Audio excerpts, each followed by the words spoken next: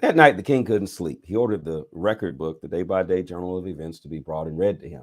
They came across a story there about the time that Mordecai had exposed the plot of Bigthana and Teresh, the two royal eunuchs who guarded the entrance, who had conspired to assassinate King Xerxes. The king asked, what great honor was given to Mordecai for this? Nothing, replied the king's servants who were in attendance. Nothing has been done for him. The king said, is there anybody out in the court? Now, Haman had just come into the outer court of the king's palace to talk to the king about hanging Mordecai on the gallows he had built for him. The king's servant said, Haman is out there waiting in the court. Bring him in, said the king. When Haman entered, the king said, what would be appropriate for the man the king especially wants to honor? Haman thought to himself, he must be talking about honoring me. Who else? So he answered the king, for the man the king delights to honor, do this. Bring a royal robe that the king has worn and a horse the king has ridden, one with the royal crown on its head. Then give the robe and the horse to one of the king's most noble princes. Have him robe the man whom the king especially wants to honor. Have the prince lead him on horseback through the city square, proclaiming before him, this is what is done for the man whom the king especially wants to honor. Go and do it, the king said to Haman. Don't waste another minute. Take the robe and the horse and do what you propose to do for Mordecai, the Jew, who sits at the king's gate. Don't leave out a single detail of your plan. So Haman took the robe and horse. He robed Mordecai and led him through the city square, proclaiming before him, this is what is done for the man whom the king especially wants to honor. Then Mordecai returned to the king's gate, but Haman fled to his house, thoroughly mortified, hiding his face. When Haman had finished telling his wives, Zeresh, and all his friends everything that had happened to him, his knowledgeable friends who were there and his wife Zeresh said, if this Mordecai is in fact a Jew, your bad luck has only begun. You don't stand a chance against him. You're as good as ruined. While they were still talking, the king's eunuchs arrived and hurried Haman off to the dinner that Esther had prepared. Esther 7. So the king and Haman went to dinner with Queen Esther. At this second dinner, while they were drinking wine, the king again asked, Queen Esther, what would you like? Half of my kingdom. Just ask, and it's yours. Queen Esther answered, if I found favor in your eyes, O king, and if it pleased the king, give me my life and give my people their lives. We've been sold, and I and my people to be destroyed, sold to be massacred, eliminated. If we'd just been sold off into slavery, I wouldn't even have brought it up. Our troubles wouldn't have been worth bothering the king over. King Xerxes exploded. Who? Where is he? This is monstrous. An enemy, an adversary. This evil Haman, said Esther. Haman was terror-stricken before the king and the queen. The king, raging, left his wine, stomped out into the palace garden. Haman stood there pleading with Queen Esther for his life.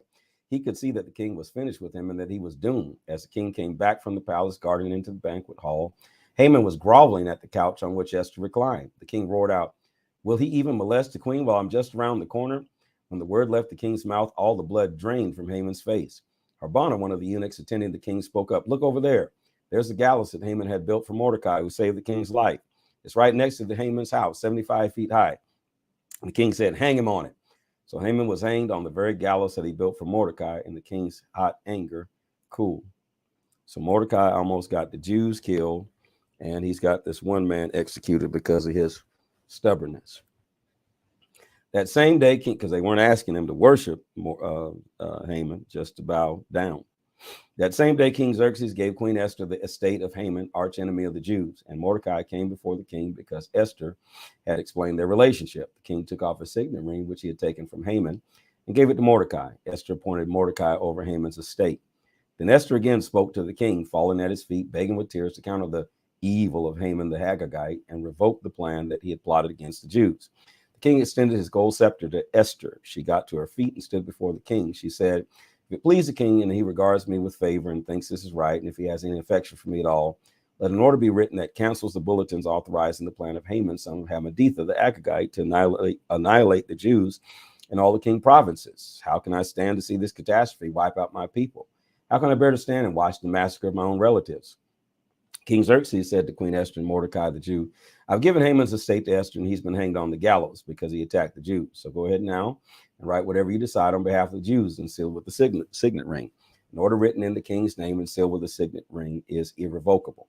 So the king's secretaries were brought in on the 23rd day of the third month, the month of Sivan, and the order regarding the Jews was written word for word as Mordecai dictated and was addressed to the satraps, governors, and officials of the provinces from India to Ethiopia, 127 provinces in all, to each province in its own script and each people in their own language, including the Jews in their scripted language. He wrote under the name of King Xerxes and sealed the order with the royal signet ring. He sent out the bulletins by couriers on horseback, riding the fastest royal steeds bred from the royal stud. The king's order authorizes Jews in every city to arm and defend themselves to the death, killing anyone who threatened them, or their women and children, and confiscating for themselves anything owned by their enemies. The day set for all in King Xerxes' provinces was the 13th day of the 12th month, the month of Adar. The order was posted in public places in each province so everyone could read it, authorizing the Jews to be prepared on that day to avenge themselves on their enemies. The couriers, fired up by the king's orders, raced off on their royal horses. At the same time, the order was posted in the palace complex of Susa.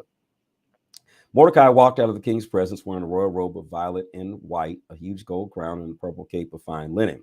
The city of Susa exploded with joy. For Jews, it was all good times and laughter. They celebrated, they were honored. It was that way all over the country, in every province, every city, when the king's bulletin was posted. The Jews took the streets in celebration, cheering and feasting. Not only that, but many non-Jews became Jews. Now it was dangerous not to be a Jew. Esther 9. On the 13th day of the 12th month, the month of Adar, the king's order came into effect. This was the very day that the enemies of the Jews had planned to overpower them, but the tables were now turned. The Jews overpowered them, those who hated them. The Jews had gathered in the cities throughout King Xerxes' provinces to lay hands on those who were seeking their ruin. Not one man was able to stand up against them. Fear made cowards of them all. What's more, all the government officials, satraps, governors, everyone who worked for the king actually helped the Jews because of Mordecai. They were afraid of him. Mordecai by now was a power in the palace. As Mordecai became more and more powerful, his reputation had grown in all the provinces. So the Jews finished off all their enemies with the sword, slaughtering them right and left, and did as they pleased with those who hated them. In the palace complex of Susa, the Jews massacred 500 men. They also killed 10 sons of Haman of Hammedatha, the archenemy of the Jews. Parshadatha, Dalphon, Asapha, Paratha, Adaliah, Aradatha, Parmashta, Arasai, Aradai, Vazatha. Now, what did those guys have to do with it? Why kill them? But they took no plunder. That day when it was all over, the number of those killed in the palace complex was given to the king. The king told Queen Esther, in the palace complex alone here in Susa, the Jews have killed 500 men plus Haman's 10 sons. Think of the killing that must have been done in the rest of the provinces. What else do you want? Name it and it's yours. Your wish is my command. If it please the king, Queen Esther responded, give the Jews of Susa permission to extend the terms of the order another day and have the bodies of Haman's 10 sons hanged in public display on the gallows. Y'all are some bloodthirsty people. Haman and Esther, all over what the man is dead. Why are you trying to kill everybody?